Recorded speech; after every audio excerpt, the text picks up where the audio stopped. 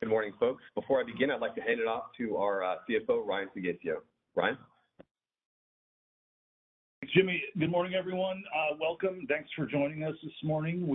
April Gordon's here to kind of walk you through a summary of the draft budget for 2022. We have posted the detailed budget book to the website a few weeks ago. We have briefed the board in executive session, I guess, about a week or so ago. Now we're here today to kind of walk through with stakeholders and open to your questions. We have a lot of time planned, and the presentation won't take very long, so a lot of time for questions. April will kind of pause throughout, so please, we encourage you to ask questions during the presentation. I guess I'll just point out, probably the biggest highlight of the budget is, we've built in some room in next year's budget for some additional headcount. The current draft version of the budget book out there calls for about 22 new full-time equivalents being added next year. I think by the time we finalize this draft, that number could grow another 2 or 3 positions. The headcount increase is a result of kind of an internal study to kind of review some areas where management knew there was some resource constraints, some bottlenecks. We're also responding to some stakeholder concerns that there are some resource constraints in certain areas. I think there's a detailed table in the budget book that shows the divisions that are getting the headcount, but I can tell you that it's predominantly all in the operations and technology area and the departments that make up those divisions. So that's creating some uplift in the O&M, but as always, there's a lot of moving parts in the revenue requirements. So the bottom line impact is fairly negligible as those kind of cost uplifts are being offset by some other items, and April kind of walk you through that. So I'll turn it back over now to Jimmy, and we can start the presentation. Thanks a lot, Ryan, for that context. And yes, good morning, folks. My name is Jimmy Bashar with the Stakeholder Engagement Group. It's my pleasure to welcome you to the latest Grid Management Charges, or GMC Stakeholder Call, to discuss the draft 2022 budget. And thank you, of course, for joining us virtually. I am joined today also, in addition to Ryan, by our VP of HR, Jody DeMathis, our Director from Financial Planning and Procurement, April Gordon, who is also the lead and presenter for today, Lisa Johnson from our HR group, Jan Coggill, also from our Financial Planning and Procurement group, and Denise Walsh from our Accounting group.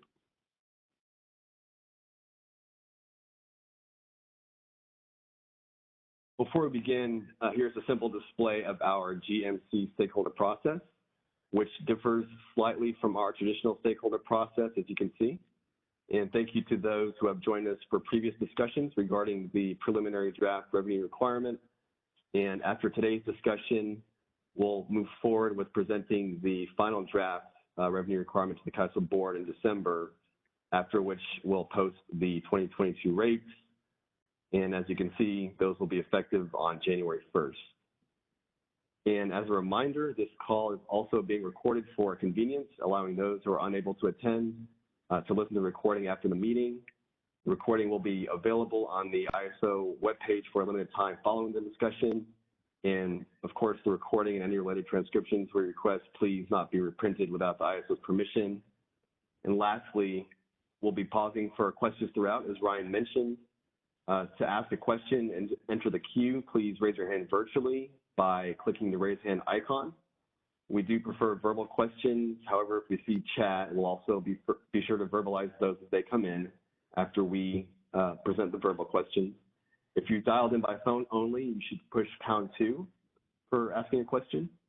And for everyone, we ask that you please state your name and the company that you represent. And with that, I'll hand it over to April. All right, thank you, Jimmy. Good morning, everyone. I'll walk you through some of the highlights of the 2022 draft budget and GMC. And starting off the conversation, we'll just go over the highlights as Ryan mentioned earlier. The 2022 GMC and revenue requirement is coming in about $500,000 higher than 2021's revenue requirement, despite considerable upward cost pressures in the labor market and additional headcount. We're able to forecast out that the O&M budget would come in about $9 million higher than 2021's budget. That's primarily due to normal merit increase and the additional headcount. We're able to offset some of that cost through a large cost reserve adjustment from 2021 or 2020's operations, and new additional revenue coming in from EIM.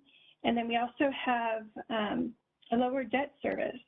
And I'll walk you through all of those components in the coming slides. Next slide, please. Thank you. So the Gmc revenue requirement is made up of 5 different components. The first 3 components are the components that represent the cost that we need to run the ISO. The last 2 components are offsets to those costs, which help reduce the overall revenue requirement, which gives us our net Gmc revenue requirement that we use to calculate out the rates going into the following year. As I mentioned, the operations and maintenance budget for 2022 is coming in about $9 million higher than 2020, and that's primarily due to the additional labor costs. Our debt service is coming in $2.2 million less than 2021's budget request, and that's due to that refinancing that was done earlier this year. Our cash-funded capital component is coming in $2 million higher than 2021, and now our other cost and revenue is coming in $2.7 million less or higher than 2020's or 2021's budget, and that's just due to the EIM customers that are coming on board in spring of 2022. And our operating cost reserve adjustment is seeing a $5.6 million increase due to favorable outcomes from 2020. And just as a reminder, any year in which we over-collect revenue or underspend in budget or vice versa, that delta goes back to the stakeholders in the following year's revenue requirement. All told, our Gmc revenue requirement is coming in at $182.1 million, which is about $500,000 higher than the 2021 budget. Take a look at the transmission volumes estimates going into 2022. We're looking at a decrease of 3.8 terawatt hours, which brings our estimate to 233.5 terawatt hours. Now, if we were just to do a pro forma bundled cost per megawatt hour approach by taking our Gmc revenue requirement divided by our estimated terawatt hours, that would give us a pro forma bundled cost of 77.99 cents per megawatt hour. Just as a reminder, nobody actually pays that pro forma bundled cost. It's just really given as to give folks an estimate of what it would cost to participate in the ISO market if you were taking advantage of all 3 lines of services that we offer. Next slide.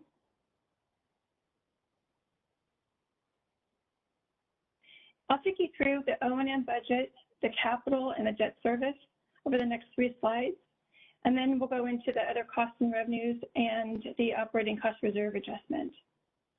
Now, the O&M budget is seeing the $9 million increase, and that's primarily due to salaries and benefits. As we mentioned, it's going to go towards a merit increase.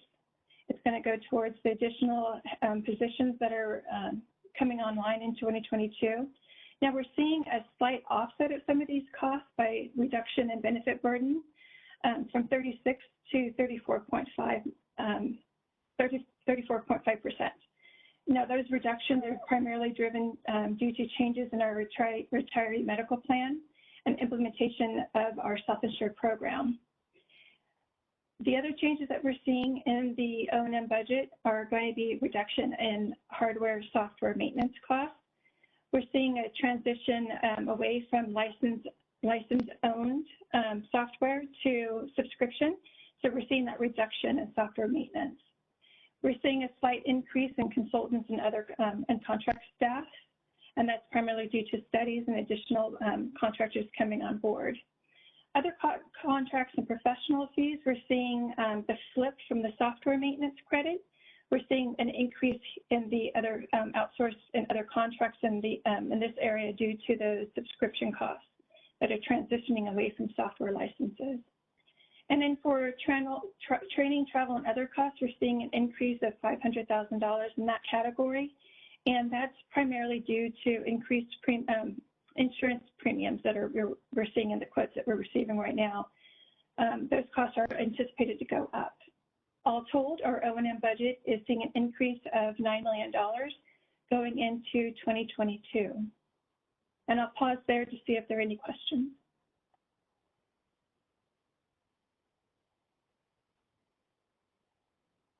Okay. So Jamie, can you take me to the next slide? Thank you. Now, as I mentioned earlier, our debt service is seeing a $2.2 million decrease for 2021, and that is due to the debt refinancing that we completed earlier in this year. Under the current refinancing of those bonds, we're going to see approximately $30 million savings in principal and interest over the life of those bonds. Now, as of now, we're looking at outstanding principal balance of $174.4 million, and we're asking $14.7 million this year to go towards debt payments due to bondholders of $11.7 million, and $3 million to be collected for the required reserve. Now, this debt service will be level through February of 2039, and the bond is callable in February of 2031. Next slide. Thank you. For our capital and project portion of the revenue requirement, we're asking for $30 million. We're currently going through a ranking process to determine if we'll be asking for $18 million or $20 million or somewhere in between for the project budgets going into 2022. Depending on the outcome of that ranking, we could see upwards of $12 million being added to our capital reserves. And as a reminder, that capital reserve piece is used to help stabilize the revenue requirement year over year so we don't see any big spikes. And we also use that reserve for larger projects. Now, the list of proposed projects is contained in the budget book that's out on the website. The proposed projects are broken down into 4 categories. We've got market and operational excellence. We've got enhanced and technology foundation. We also have focus on customer service and other costs. And then we have grid evolution readiness and regional innovation opportunities. Those 4 components make up of all of our projects that are being requested right now. A final version of that will be presented in the final draft that's released later in December. Next slide, please. Now, the next 2 slides go over our credit against the revenue requirement. The first of which is the other costs and revenues. Here we're seeing a $2.7 million increase in those revenues, primarily driven by the EIM charges that we're anticipating with the new participants coming on board in spring of 2022. Those new participants include Avista, Bonneville Power Administration, Tacoma Power, and then Tucson Electric Power. We're also seeing a decrease in interest earnings of about $3.8 million due to anticipated rising interest rate environment in 2022, which could lead to lower overall returns for the year. We're seeing an increase in generator interconnection project studies, and that's just due to the onset of additional requests we're receiving in that space right now. All other components of this category are projected to remain unchanged going into 2022. The next slide, please.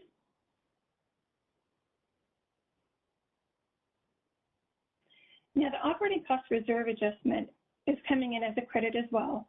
And here we're seeing a $5.6 million increase over 2021 budget operating cost reserve adjustment. And that's primarily due to the 2020 collections and spend results. Now here we saw an overcollection of revenue of about $8.3 million in 2020. The more notable overcollections were from the grid management charge itself of about $4.8 million. And then we also saw about $1 million in generator interconnection projects. and EIM administrative fees came in about $520,000 over budget. We also saw about $2.4 million realized gain on investments. Now, on the operating side, we came in under budget by about $9.7 million, and that was primarily due to vacancies that we held throughout the year and lower spend in outside legal and consultants. But there was also a notable surplus in budgeted discretionary line items such as travel and office meetings, and that was due to the working conditions and travel restrictions stemming from the pandemic. In addition, we also we saw about a $1.4 million credit from our operating OPEX over collection from the 2021 debt service, and then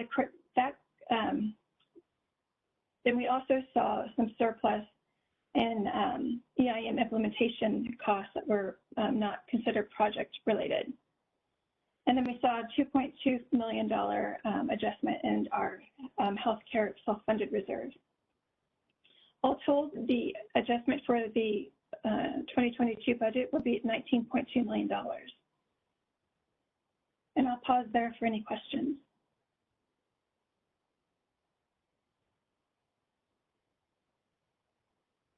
Okay, next slide, please.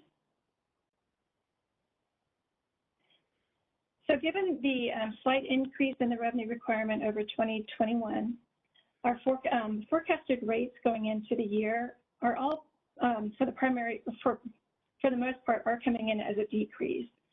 The lower, the stable revenue requirement and some of the offsets from the operating cost reserve adjustments. Lauren Perkins is trying to submit a question. Thanks, Dave. I just saw that as well. Marco, I think if you wouldn't mind trying to identify Lauren's line and unmute it, I think she may have a question.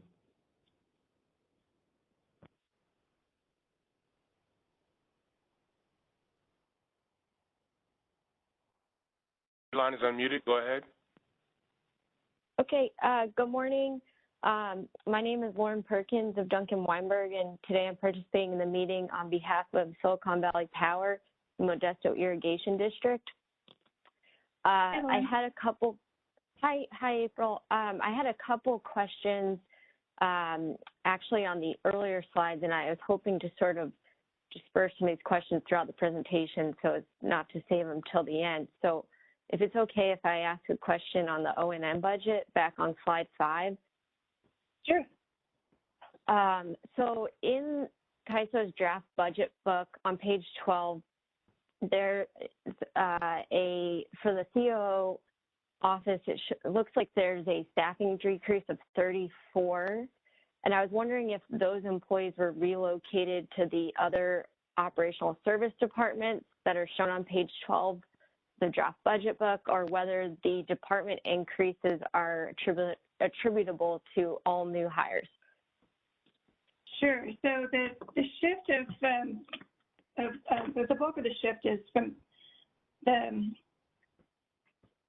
one of the departments that was previously held in the COO, which was moved to the Power Systems and Market Technology Division, and that makes up that bulk of that shift that you're seeing between the two categories or the two divisions. The actual headcount itself, PSMT did see an increase of about three new positions, and COO saw about 2 new positions in their area. Does that answer your question?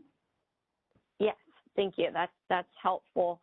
And then I had a couple questions on the projects in the draft budget book. I don't know if you'd prefer that I save those for the end or if you'd like to take those now. No, we can take those now. Okay. So in the draft budget book on page 34 for the campus operations annual funding project, this year it appears a small or under $500,000 project, whereas in the project summaries that were issued for the July meeting, the 2021 campus operation funding had forecasted costs over $1 million. So I was wondering if this decrease from 2021 to 2022 was primarily due to those couple unplanned projects that the CMC approved in 2021, such that that year's sort of an anomaly, or are there other factors that have led to this decrease from 2021 to 2022 for the campus operations annual funding? I'll let Jan Cogdill take that question. Yes, Jan Cogdill. Yes, I think we talked about that at the other meeting, that yes, there were several projects that were added to that particular code.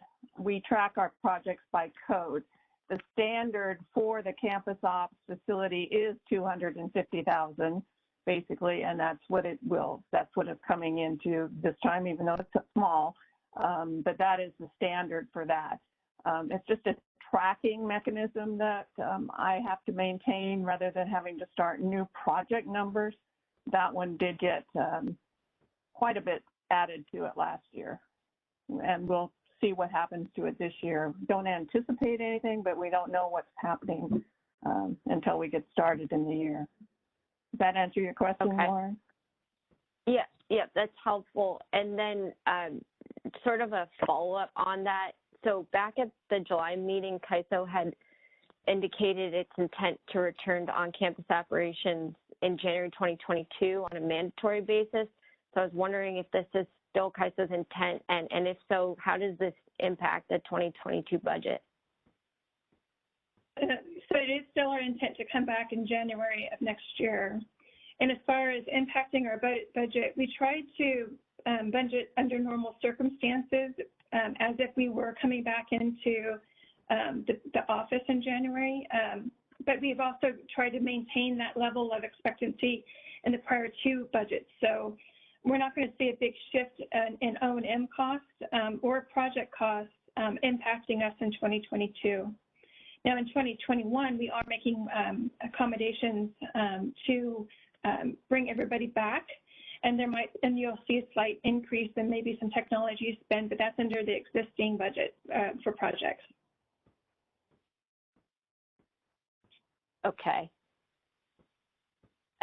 So one further question on that. So for the changes to for the 2021 related changes, is that so when the CMC does their monthly approvals, is that's factored in there? I guess I'll just ask how how much has the CMC approved to date for the year? Oh, I don't have that information on me right now. Could you submit that as a question, and we can go ahead and follow up with our responses? Sure. Thank you so much. Appreciate it. Mm-hmm.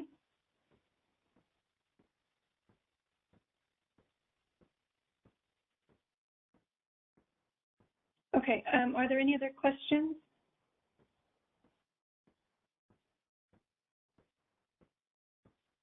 Okay, we'll take it to the rates. Well, actually, yeah, we can go. We just finished through the rates, so we can go through next step. Sorry about that, Jimmy. I'm sorry, April. Yeah, which slide did you want me to go to? We just went over the rates before we answered Lauren's questions, so we can go right into next. Yeah. Okay. Just a reminder, in case any last questions, we can open it up after I'm through with this slide, just to give folks some time in case we do have any questions. But thank you so much, April, and for the questions, and again for everyone's participation. As you can see, we are asking for comments here in a week. And there's a commenting tool for those who aren't already familiar on the landing page. And if you aren't already registered, we encourage you to do so on the stakeholder landing page, the main page. And then after that, a week after we receive those, we plan on responding, and we'll post those as well. And then, as I mentioned earlier, you can look out for this to be moved forward to the December board for consideration for approval. And one last thing, this was recorded, so look for that to be available within the next day, I would think, given the length of the call. And if any questions, please feel free to email myself or April. I can be reached at ISO Stakeholder Affairs @kaiso.com. And with that, thank you so much, folks. Have a great rest of your day. And Thank you. Sorry, I just want to make sure any last questions. I know I mentioned that before we would close. So, Mark, I don't see anything. I have no questions at this time. Okay, great. Thank you so much, folks. And thanks again, April and Ryan. Thank you. That concludes our conference. Thank you for using Event Services. You may now disconnect.